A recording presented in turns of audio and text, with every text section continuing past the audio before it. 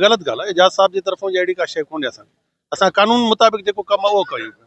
तव्हां मतिलबु तस्दीक कयो था त आज़ाद खान जो पंप तोड़े जेको आहे आज सेक्रेटरी उहो कब्ज़े हेठि आहे? मूंखे इहा ख़बर ई कोन्हे, इहो तव्हांखे एसी साहब ॿुधाईंदा जो कब्ज़े में आहिनि या न आहिनि। जी बिल्कुलु, ज़िले इंतिज़ामिया पारां हद दख़लनि ख़िलाफ़ जेको आहे ऑपरेशन करण जो फ़ैसिलो कयो वियो। ओचितो जेको आहे गुज़िरियल ॾींहुं ज़िले इंतिज़ामिया पारां जेके आहिनि हिते नूरवा ते हद दख़लनि लाइ नोटिस जारी कया विया, पर अॼु जेके आहिनि पुलिस नफ़री तोड़े जेको आहे assistant commissioner Jacobabad assistant commissioner फुल वाक़े वारे हंधि पहुची करे हैवी मशीनरी साण करे जेके आहिनि हद दख़लनि खिलाफ़ ऑपरेशन जी तयारियूं मुकमल करे छॾियूं आहिनि। असां सां हिन वक़्तु जेको आहे DSP तनवीर शाह भी मौजूदु आहे, उनको वधीक इन हवाले सां पुछा कयूं त उहो हद दख़लनि बाबति छा था ॿुधाइनि। सर, इहो तव्हां ॿुधायो त गुज़िरियल ॾींहुं जेका आहे नोटिस जारी थिया आहिनि, अॼु जेका हैवी मशीनरी पहुची हद दख़लनि जी ऑपरेशन थिए थो।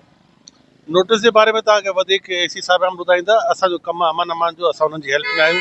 अमन अमान जे बारे में जेका बि हूंदो असां उनखे हैंडल कंदासीं। नोटिस जो तव्हांखे उहो ॿुधाईंदा कि छा आहे छा न। तव्हांखे साईं पंहिंजे आला ऑफिसर तव्हांजा आहिनि, उन्हनि जी तरफ़ों तव्हांखे छा हुकुमनामा मिलियल आहिनि? हुकुमनामा असांजो कमु ई पुलिस जो अमन अमान जो आहे न सर। हुकुमनामा ई आहिनि जे अमन अमान बरक़रार रखिणो, वधीक कानूनी कार्रवाई जेका बि उहो कंदा असां उन्हनि सां हेल्प कंदासीं उन्हनि जी।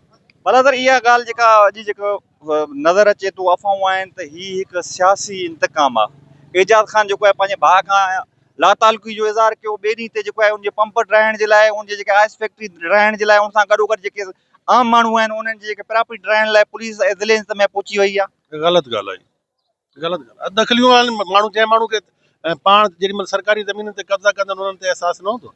इहा ग़लति ॻाल्हि आहे। एजाज साहब जी तरफ़ों अहिड़ी का शइ कोन्हे। असां कानून मुताबिक़ जेको कमु आहे उहो कयूं पिया। तव्हां मतिलबु तस्दीक कयो था त आज़ाद खान जो पंप तोड़े जेको आहे आज सेक्रेटरी उहो कब्ज़े हेठि आहे? मूंखे इहा ख़बर ई कोन्हे, इहो तव्हांखे एसी साहब ॿुधाईंदा जो कब्ज़े में आहिनि या न आहिनि। असां एसी साहिबान जी हेल्प में आहियूं, उहो तव्हांखे ॿुधाईंदा जो